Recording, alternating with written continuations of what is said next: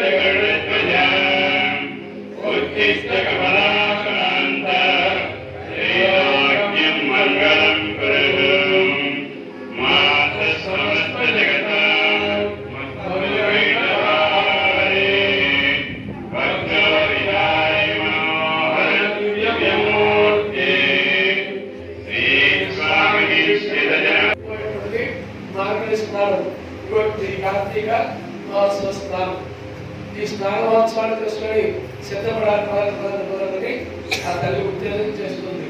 ఇప్పుడు ఆ తల్లి ఎక్కడ ఉంది? ఆ వైకుంఠ దివ్య నగరంలో ఉందట.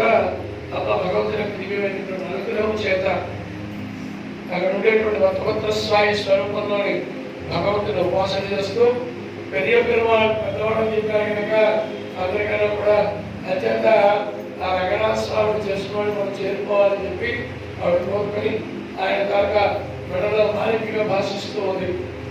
ఇవాళ ఆ తాలూకా మూల రూపంలో మనకి భగవంతుడు అనుగ్రహిస్తూ ఉన్నాడు. సవ్యం పాదం ప్రాసాద్య దుర్గారం దక్షిణం కుంచయిత్వా జానున్యాదాయ అభ్యేతరం నాగభోగే నిదాయ అని ఈ వైకుంఠ నాగ స్వామి అనుగ్రహిస్తూ ఉన్నట్ట. ఏదైతే వ్రతాలు నోములని వచ్చి మనం ఎక్కడికైతే చేరుకోవాలో అక్కడికి చేరి దివాళ గోదాలు అక్కడికి మనం తీసుకెళ్తుంది. భగవంతుడి వాళ్ళ మరి ఆ రూపంలో మనం అనుగ్రహించాలని సంకల్పం చేసుకున్నాడు. అందుకే స్వామి వాళ్ళకి వైకుంఠ చెప్పు అనుగ్రహిస్తూ ఉంటాడు. ఆ పాము తాలూకా చుట్టల మధ్యని చక్కగా విరాజమానుడై ఆయన తేరుండి దక్షిణ కుంచితో అంటారు. ఆ తరగ గుడిగాన్ని కాస్త దగ్గరగా మడిచి కూర్చుంటారంట స్వామి. ఎందుకోసమంటే సవ్యం పాదం ప్రసార్య ఆ ఎడ పాదాన్ని కాస్త ముందుకి చాపి ఈ పాదాన్ని ఆశ్రయించు నువ్వు చక్కగా నేను వైపు తిరుపజేస్తానని చెప్పడానికని స్వామి పాపం ఇన్నాళ్ళు నుంచి నడుచుకున్నాడేమో. ఇవాళ ఆయన చక్కగా కాలు ముడుచుకొని కూర్చోవాలని కోరుకున్నాడేమో. తన తనకి శేషుడు ఉన్నాడు కదా, అంటే శేషుడు అంటే ఆ శేషమాడు ఆయన ఎప్పుడు కూడా సంసిద్ధంగా ఉంటాడు. భగవంతుడు మనసులోని నడుచుకుంటూ వెళ్ళిపోతాం అనుకుంటే ఆయన పాల్పేటగా మారిపోతాడంట. వెంటనే శేషుడు భగవంతుడు విశ్రమిద్దాం అనుకుంటే ఆయన పాల్పుగా మారిపోతాడంట. భగవంతుడు చిన్నపిల్లడిగా ఎటో వెళ్దాం అనుకుంటే ఆయన గొడుగా మారిపోయి ఆయన రకాలు పరిగెడుతూ ఉంటాడట. భగవంతుడు ఏ దానికి రూపానికి మారాలనుకుంటే ఆయన అనుకూలంగా స్వామి మారిపోతుంటాడు. శ్రీరాముడిగా స్వామి వద్ద అనుకున్నాడు, వీళ్ళు లక్ష్మణుడిగా రెడీ అయిపోయాడు సేవ చేయడం. అందుకే లక్ష్మణుడి అనుసార భక్తి అని అంటారు. అయితే స్వామి ద్వారా మనకి కూర్చొని కటాక్షించాలనుకున్నాడు. వెంటనే ఆ శేషుడు సహస్ర పణాపణమండల పండితే చక్కగా విరాజమానైన పణాలని కూడా విప్పుకుంటూ ఆయన తారీఖు చుట్టూ కూడా దగ్గరగా చేసుకుంటూ వెంట స్వామి దేవేంద్రుని చేసి ప్రార్థన చేశాడట. స్వామి అక్కడే వచ్చి కూర్చోడు కదా. స్వామి స్వామితో పాటు అమ్మవారు కూడా కలిసి కూర్చొని వెయిట్ చేసి ఉండగా గోదాదేవి నప్పినై విరాట్ అంటారు. ఆవిడే నీలాదేవి ఉపాసన చేసి నీలాదేవిగా మారిపోయింది. భగవంతుడి కోసం ఉపాసన చేస్తే ఆ భక్తుడు భగవంతుడిగా విష్ణుమూర్తి అంట. విష్ణుమూర్తిని ఉపాసన చేసినటువంటి జీవ స్వామిని చూస్తే కర్ణాటకటువంటి విష్ణుమూర్తిగా కూడా కనిపిస్తూ ఉంటారు. అదే శంకరాచార్య కోసం ఉపాసన చేసినటువంటి వారు చూశారనుకోండి, వారు శంకర భగవత్పాదులుగా మనకి దర్శనమిస్తుంటారు. వారి కాంతి కళ నిరంతరం ఏ తారక మంత్రాన్ని ఉపాసన చేస్తుంటారో ఆ స్వరూపంలో ఉండేటువంటి తేజస్సు మరో ప్రకాశిస్తుంది ఉంటుంది అని చెప్పి శాస్త్రం చెబుతుంది. అలాగే మనం జనాల్లో చూస్తున్నాం కూడా. అలాంటి ఆ దివ్య రూపంలో ఉండేటువంటి స్వామి దివ్యమంగళ విగ్రహాన్ని చక్కగా దర్శనం చేయడానికి సంసిద్ధులై ఉన్నాడు. అంచేత ఆ స్వామి ముందుగా పాదాలని సేవించండి. ఆ ఉండేటువంటి ఎడవ పాదాన్ని కిందకి దాచుకొని తన వైకుంఠ తత్వాన్ని చూపించడానికి అన్నట్టుగా తన పక్కన ఉండేటువంటి గదలో ధరించి ఉన్నాడు స్వామి. అలా ఉండేటువంటి స్వామి పాము చుట్టగా ఉంటే ఆ చుట్టపై చక్కగా శాంతి కూర్చొని మరి ఇంతవరకు నించో నడిచినటువంటి ఆ కనుక కుడి పాదాన్ని కాస్త దగ్గరగా తీసుకొని నడుచుకొని ఆ కనుక చేతులను కూడా చాచుకొని వాటి పైన ఉండేటువంటి ఆ స్వరూపమైనటువంటి వ్యవస్థను కలిగి కూర్చొని ఉన్నాడు. మరి స్వామి శాంతిస్తే అమ్మవారు చక్కగా అనేక రూపానికి అనుగ్రహింపబడతారు కనుక వారు సవ్యమైనటువంటి నెలలో ఆ కనుక నిజమైనటువంటి విశేషంలో కూర్చొని ఉండగా మీరు మనసుని ఎరిగినటువంటి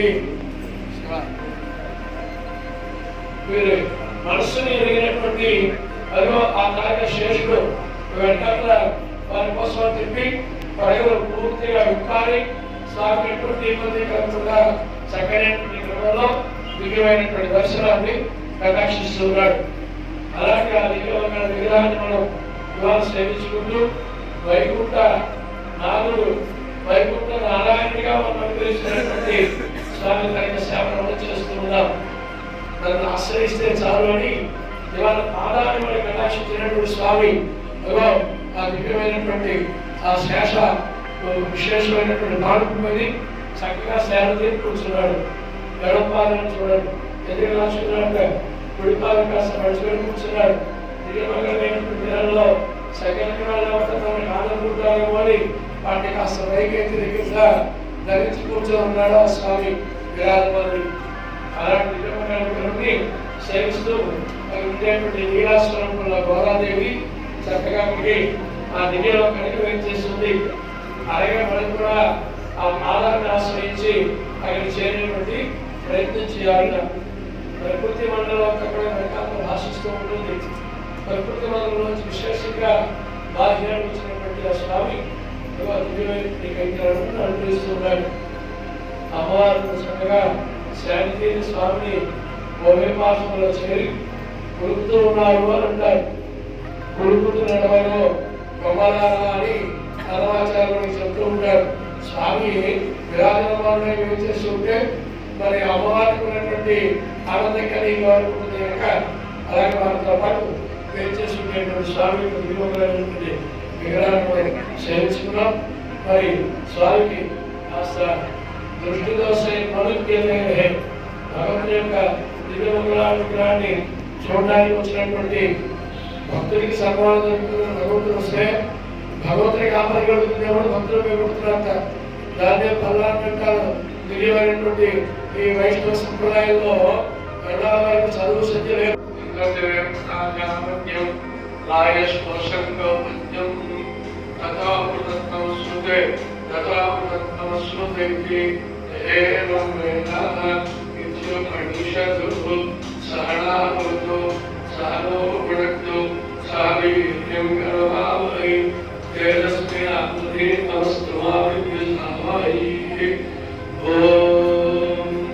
శాంతి శాంతి శాంతి.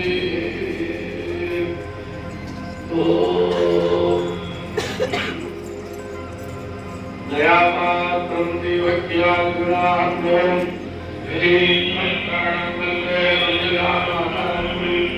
శ్రీశేషం